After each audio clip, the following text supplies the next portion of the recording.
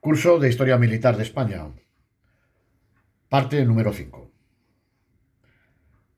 El año 1917 es capital en la historia de Occidente. El Imperio alemán intensifica su guerra submarina para cortar los suministros a la Gran Bretaña.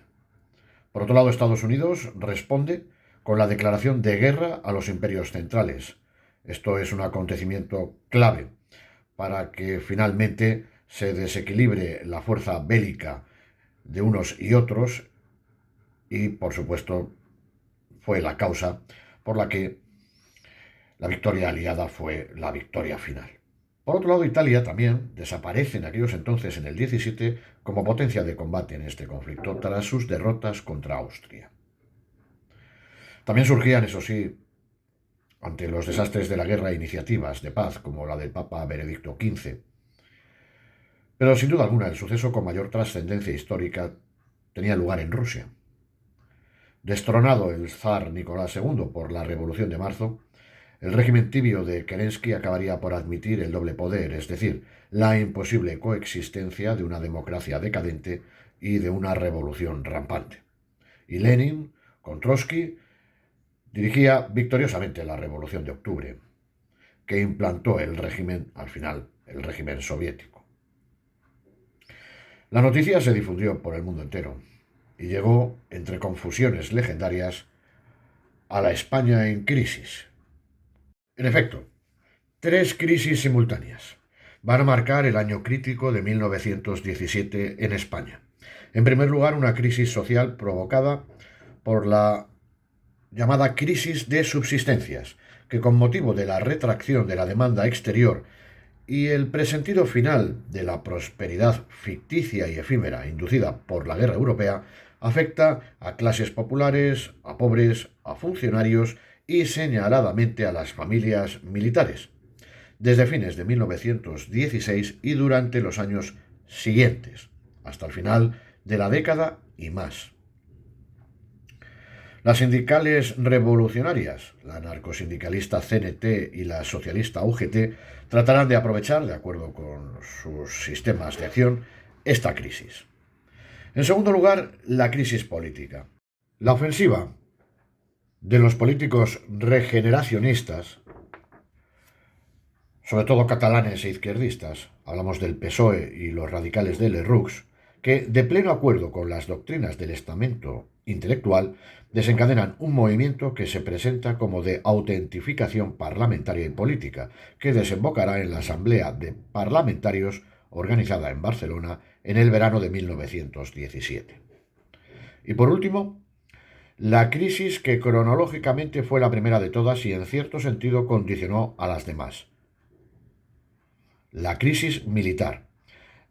El fenómeno sobre el que todavía se discute hoy de las juntas militares de defensa, que se constituyeron como protección corporativa por motivos profesionales y, en el fondo, como protesta por la insostenible situación de las familias militares ante la situación. El profesor Seco Serrano cita un interesante precedente de protesta militar por estos motivos allá en 1910.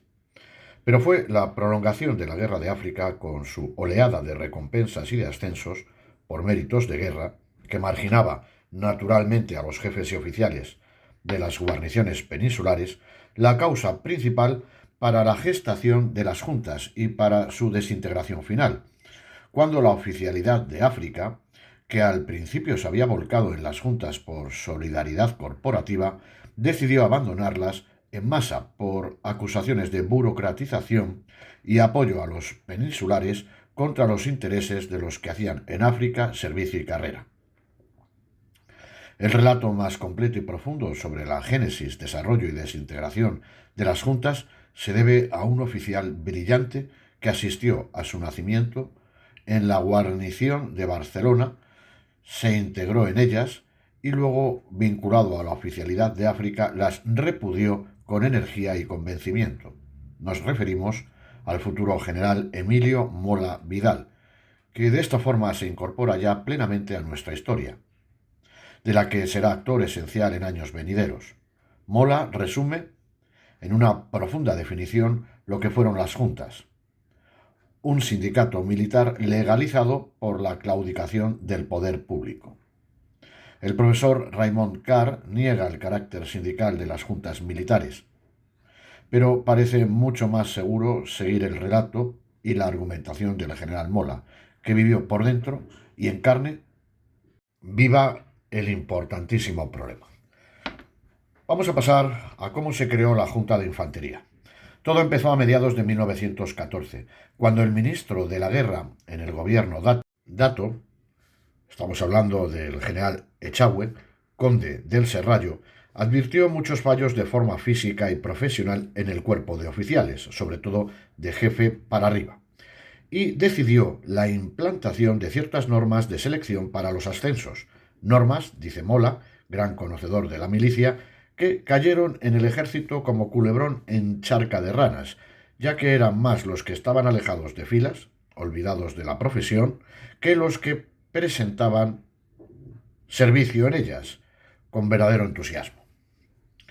Las normas de momento no se implantaron, pero en diciembre de 1915 subió al poder un gobierno liberal presidido por el conde de Romanones, quien nombró ministro de la guerra a un militar de ideas muy avanzadas y escasa convicción monárquica, el general Luque, quien reiteró las normas de Echagüe, que deberían aplicar con mucha autonomía los capitanes generales de cada región.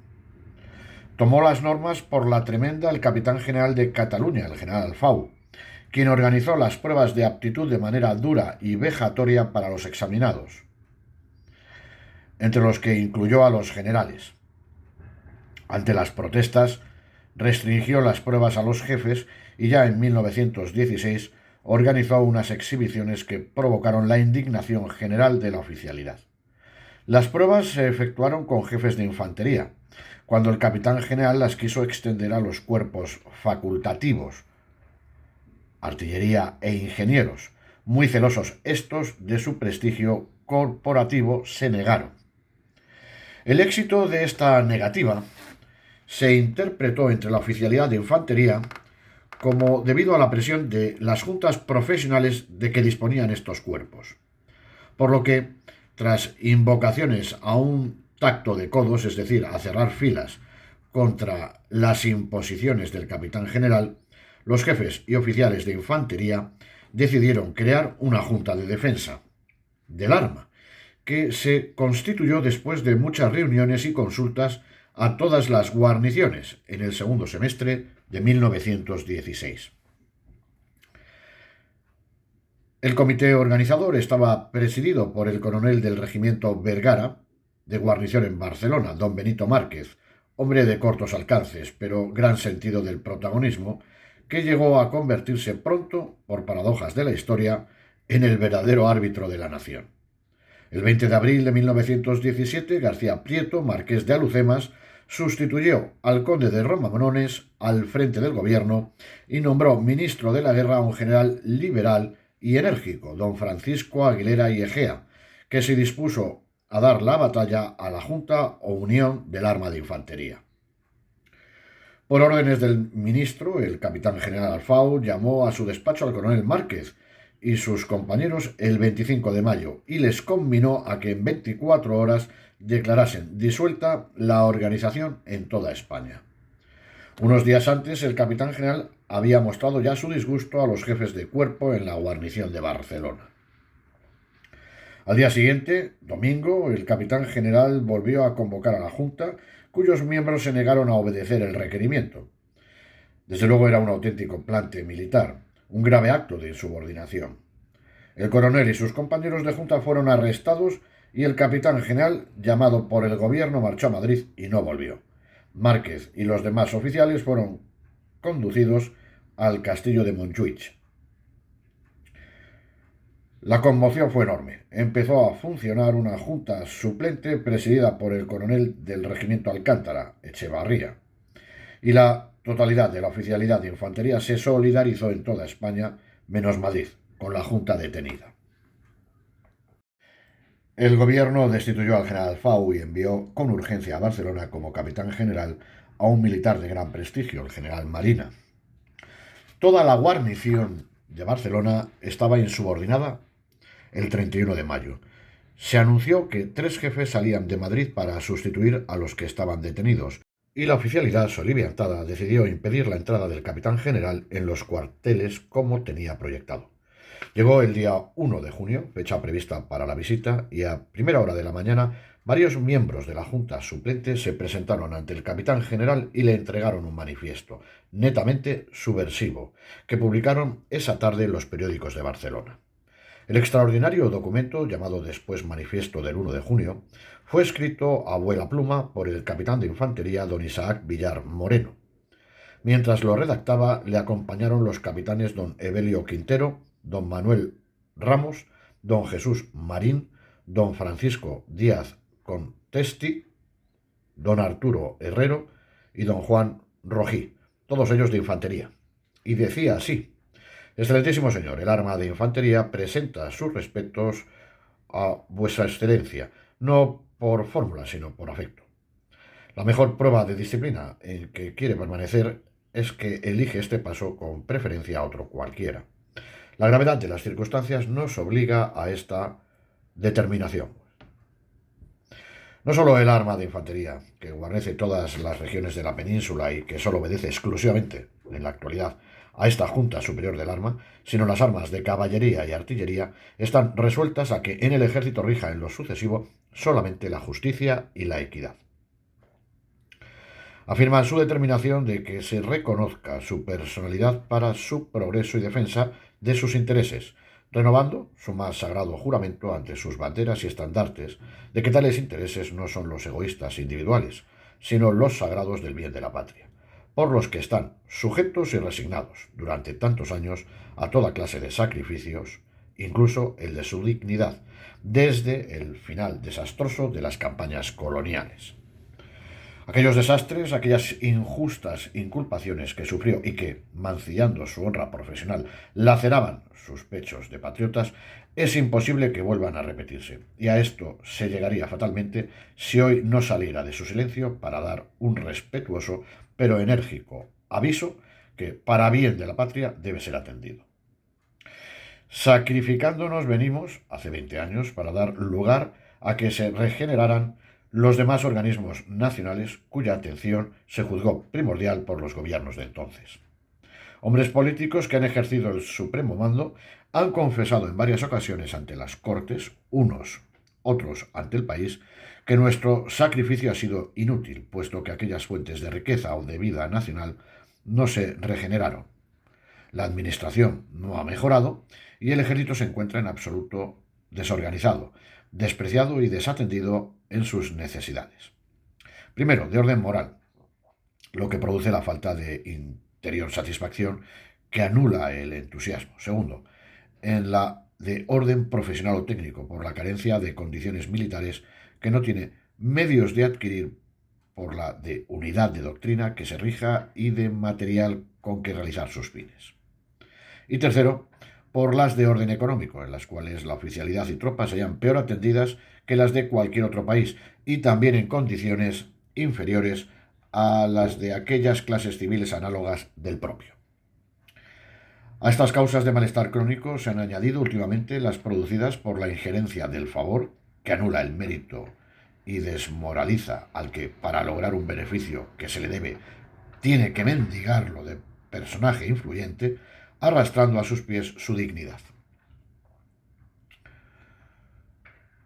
Los causados por selecciones injustas, por amortizaciones onerosas y no equitativas en relación con los demás funcionarios del Estado, y en fin, por el convencimiento adquirido de que no terminarán nunca sus males, que a nadie interesan, pues han sido muchos los proyectos de reformas y ni en ellos se veía cariño, ni ninguno llegó a cristalizar.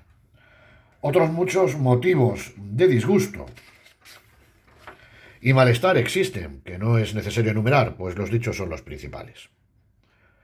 Para estudiar el medio de corregir tales graves padecimientos de la colectividad y solicitar respetuosamente, por los medios legales de sus superiores autoridades, el remedio, presentándoles al propio tiempo las soluciones, se formó la Unión y Junta de Defensa del Arma, que afirmó en su reglamento la firmeza de su juramento a la bandera, su respeto a los poderes constituidos y a la disciplina, y los fines de dignificación y progreso que se proponía. No ha obrado a espaldas de aquella ni se ha escondido para actuar durante los 14 meses que lleva de actividad. Elevó su reglamento a manos de su superioridad y estaba persuadida de que había llegado a las más altas manos.